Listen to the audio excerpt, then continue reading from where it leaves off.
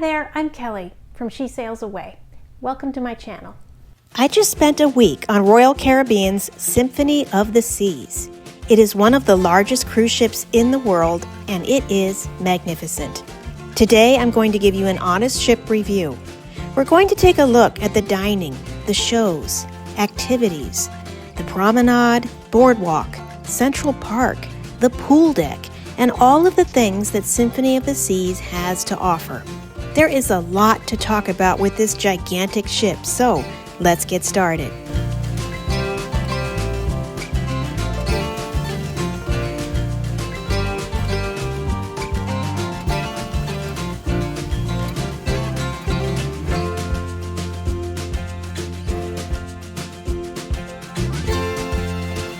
First things first, a little bit about Symphony of the Seas.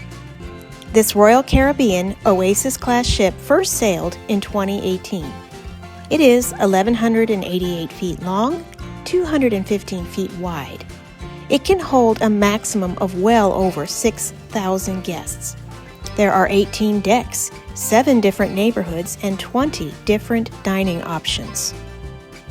I'm going to break the review down into the following categories: the food, the ship overall, the activities, entertainment, and the overall cruising experience aboard Symphony of the Seas.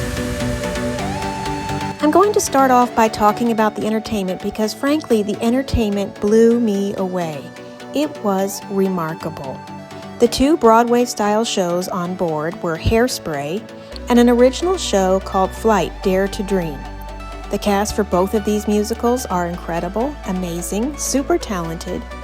The effects for the Flight show are outstanding. Make sure you see both of these productions.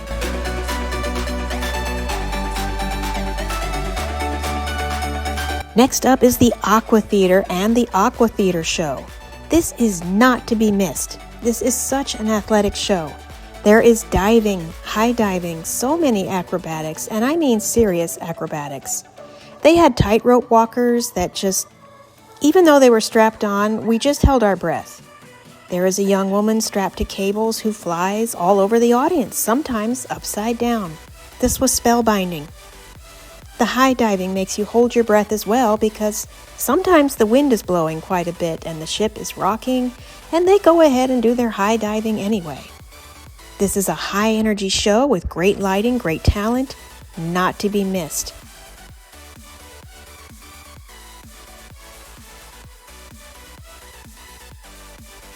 And throughout the cruise, we did have the opportunity many times to catch the cast of the Aqua Theater rehearsing a new show, and that was a lot of fun as well.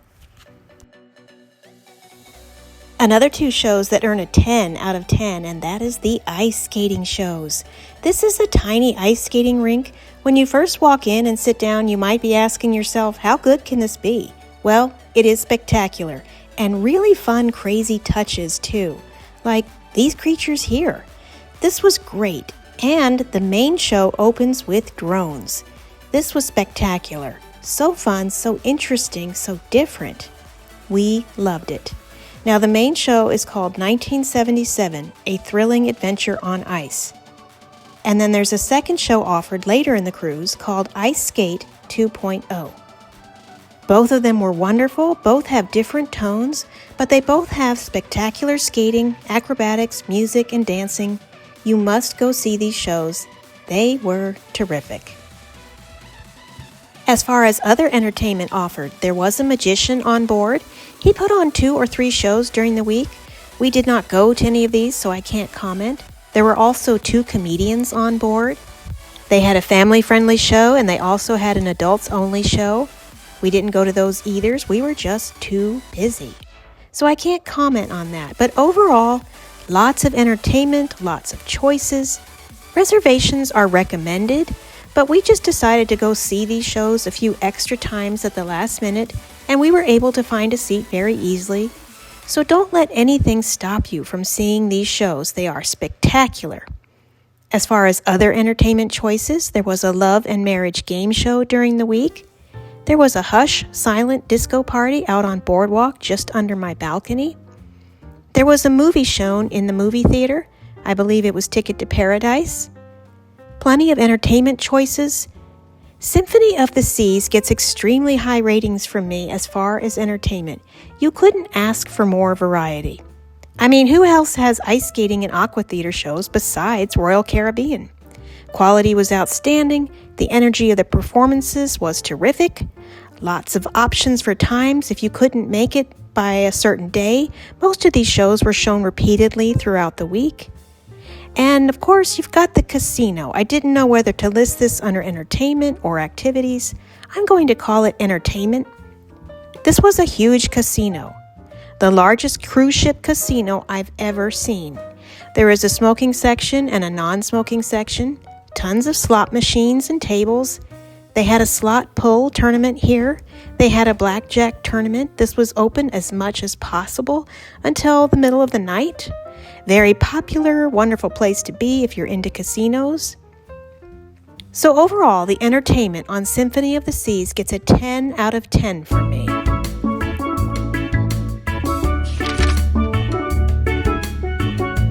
This brings us to activities, and just like entertainment, lots of choices here. Plenty to do for all ages. Let's start with the pool deck.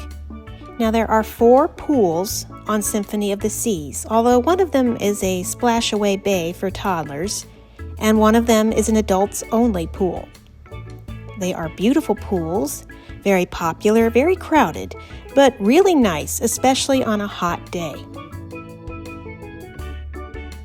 Also on pool deck, 11 hot tubs.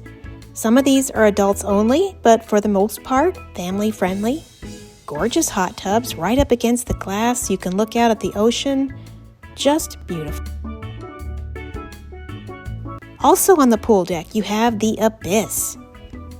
Now this is a 10-story curly slide that begins on the pool deck and goes all the way down to deck 6 on Boardwalk. It just so happened that the end of the slide was right below my cabin balcony on this cruise, and I could hear it going all day long. I tried this out myself several times. It's not nearly as scary as it looks. They give you a mat, which really slows you down, so you go down at a good speed, but nothing terrifying. Now, of course, this is an Oasis-class ship, so they have flow riders. They have 2 of them.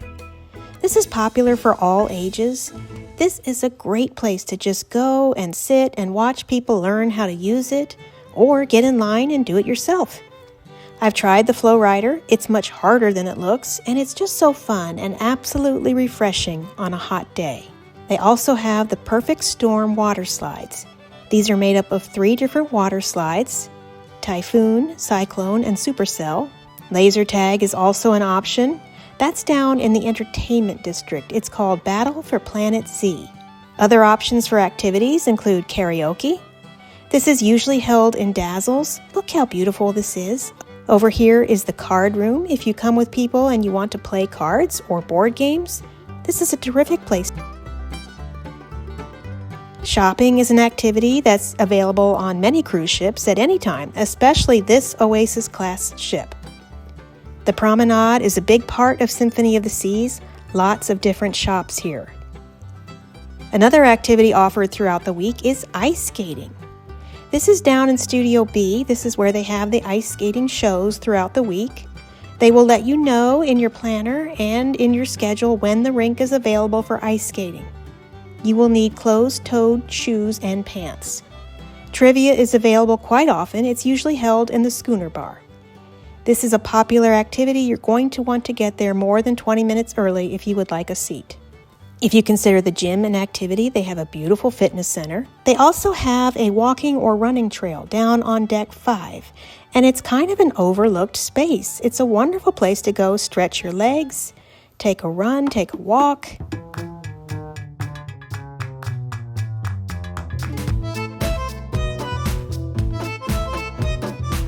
Out on Boardwalk, you're going to find an arcade. There's also an arcade indoors near the pool deck. This is a great choice if you're in the mood to do arcade games, and we actually enjoyed playing the basketball game. There is also an entire sports zone on the pool deck. It's near the flow riders. Here you're going to find basketball court. You will also find miniature golf, super popular. right over here is ziplining. This is a very unique opportunity. How many cruise ships offer ziplining? I've tried this. It's not as scary as it looks. I mean, if you're terrified of heights, I wouldn't suggest it. But if you're looking for a quick little adventure on your cruise, ziplining is the way to go. And let's not forget rock climbing. There are 2 rock climbing walls on Boardwalk overlooking the Aqua Theater. These are so fun. So as you can see, lots of things to do on Symphony of the Seas. There was really something to do for everybody. So for that reason, Symphony of the Seas gets a 10 out of 10 from me for choice of activities and quality.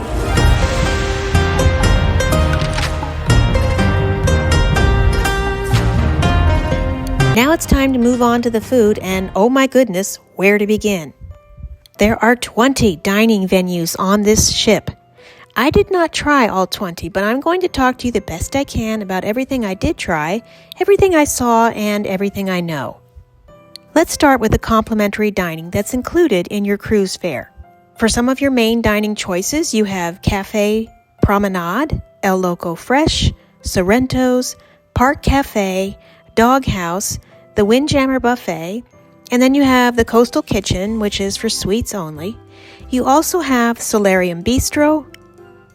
To avoid going on for a very long time about the food, I will try to sum up. I really value the amount of choices included in complimentary dining. You have casual fare like Doghouse, when you could just walk up on Boardwalk, grab a hot dog, have a nice variety of toppings. There was ice water available right there. You also have Cafe Promenade, which is available 24/7. They carry little sandwiches, a small amount of desserts and fruit. The same goes for Sorrento's. This was perfect for after-hours pizza. We found the food in the main dining room to be excellent, and we found the service to be excellent. A nice variety of choices and great quality.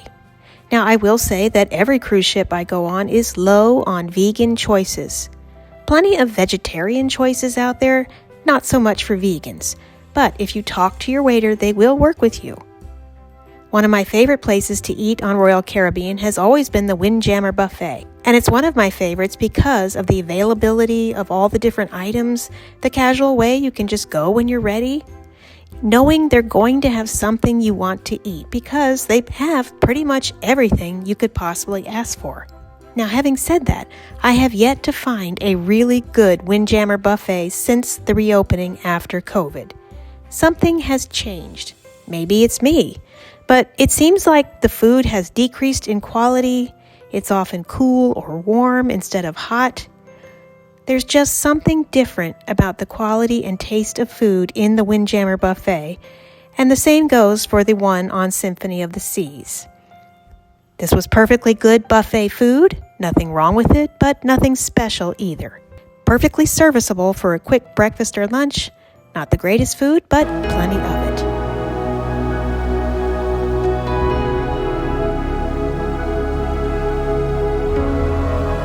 Also included is El Loco Fresh. This is on Deck 15, very popular place, especially around lunchtime, especially with people hanging around the pool. This is a beautiful place to go get nachos, tacos, or burritos. They have a salsa bar, which is a lot of fun to choose from, and they have a small selection of desserts. Let's move on to specialty dining. These are venues with an upcharge.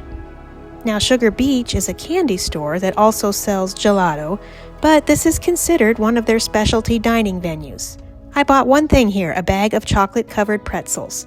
They were incredibly stale, super stale. Had to throw it away. That's my one experience with Sugar Beach, but if you're looking for gelato or some packaged candy, some adorable stuffed animals, you want to check this out. As for other specialty dining venues, just look at these choices. Everything you could want here: steaks, Italian, seafood, a beautiful wine bar, upscale dining in Central Park, casual sports bar food, and good old Johnny Rockets. Quick note about Johnny Rockets. If you've been to Johnny Rockets before, you know what to expect here. Grilled hamburgers, fries, milkshakes. There is a free breakfast here when you're on Symphony of the Seas. A lot of people don't know that. Other meals are a premium charge. Now, one other thing to note, every 30 minutes or so, the waiters stand in a line and do a fun little dance.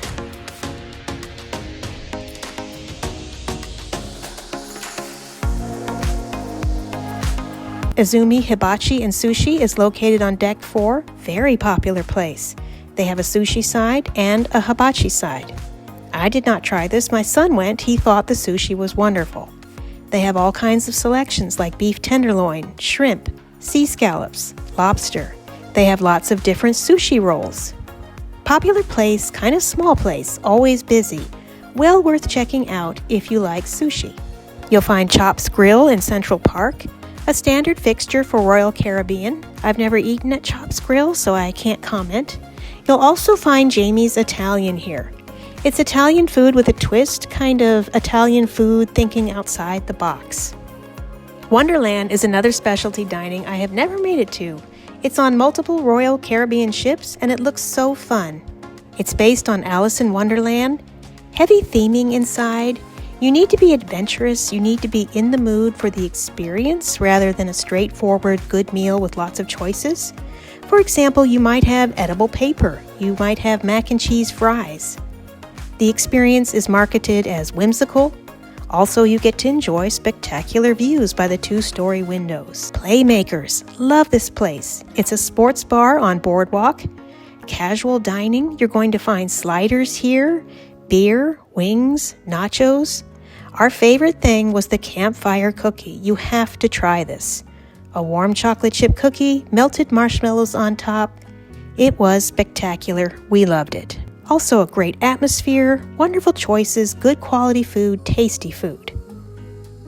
A quick word about Solarium Bistro.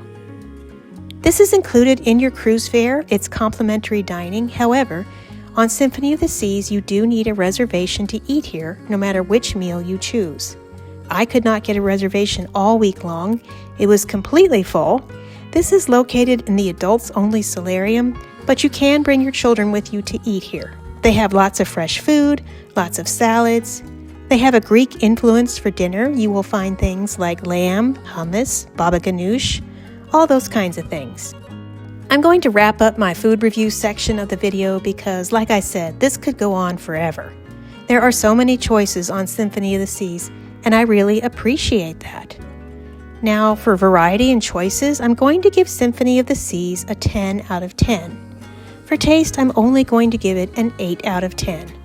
I enjoyed everything in the dining room, and I like Playmakers, but like I said, Windjammer was not the greatest food ever. Still, you could not ask for a better variety.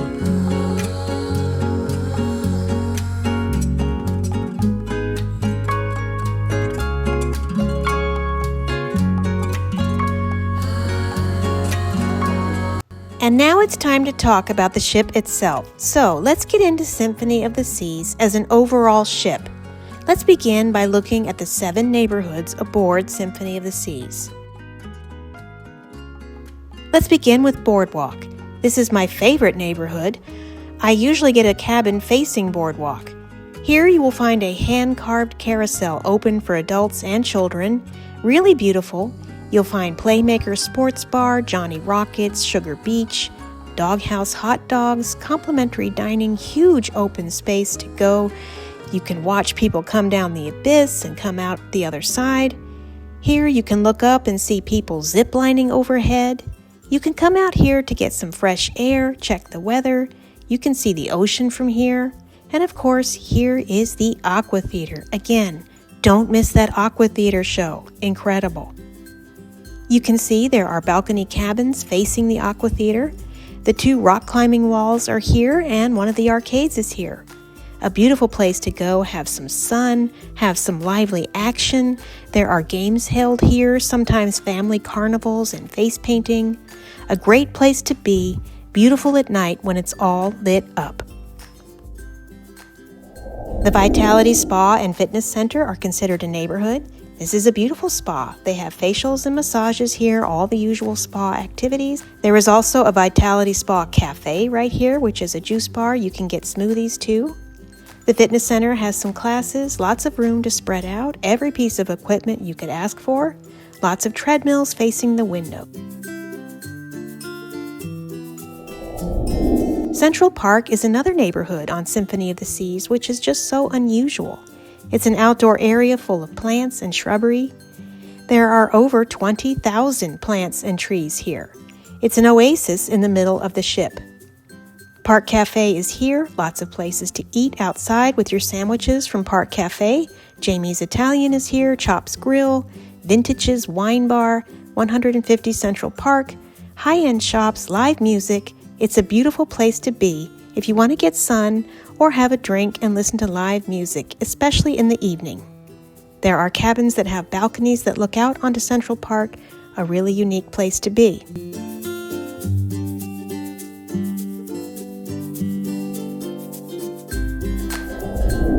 Sports Zone is the next neighborhood, and as mentioned, there are flow riders up here, many pools, 11 hot tubs, the Abyss, zip lining, miniature golf, basketball, ping pong, everything you could want in a sports zone.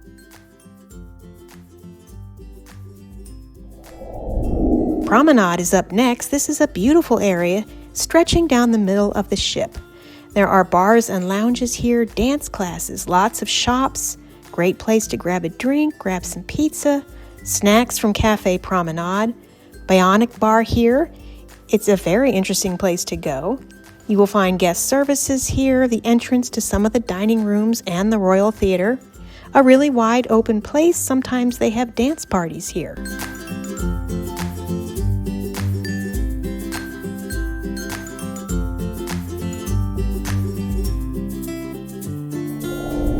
Another neighborhood is the Kids Zone. Here's where you're going to find all of the kids clubs. They go from very young age all the way to teens. Lots of activities here. Everybody has a really nice lounge and space set aside just for their age group. Down in the entertainment district, you're going to find Casino Royale, Jazz on 4 with a great jazz ensemble. The Attic, where they have comedies, stand-up shows, different activities. This is where laser tag is. The entrance to Studio B, ice skating shows here. So overall, my comments on the ship itself. First of all, it's beautiful. It's gigantic, but it's manageable. And it's just beautiful, extremely well maintained. I love the way different neighborhoods give you a different feel and a different environment everywhere you go. There are pockets of crowding, like getting into the dining room at the same time, getting into the theater at the same time. But for a ship this size with over 6,000 people, it generally doesn't feel crowded most of the time. My cabin was beautiful, comfortable, clean, well maintained. I found the staff to be super friendly, very professional. For these reasons, the ship gets a 9 out of 10 for me. Now, I did not give it a 10 because, let's face it, nothing is perfect. It was impossible to find time in the hot tubs when it was not jammed, and as I mentioned, there were issues with crowding here and there. But this is definitely my new favorite cruise ship of all time. It's just beautiful.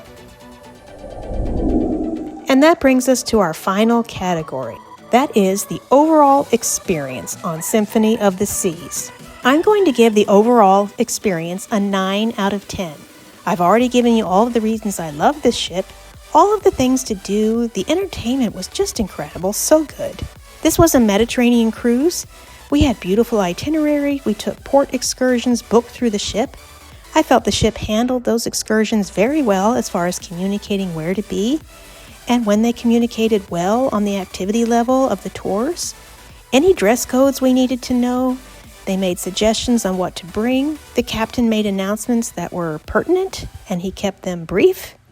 I felt well informed on where things were. It was easy to find your way around the ship. There are maps and guides and pictures everywhere. As far as embarkation and disembarkation, they were perfect. I mean, perfect.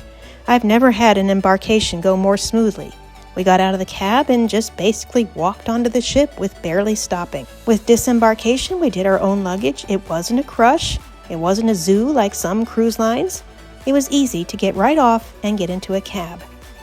The staff was professional and friendly. Overall, the ship did not feel like the staff was stretched very thin and just completely exhausted. I've run into that on some cruise ships in the last year or two.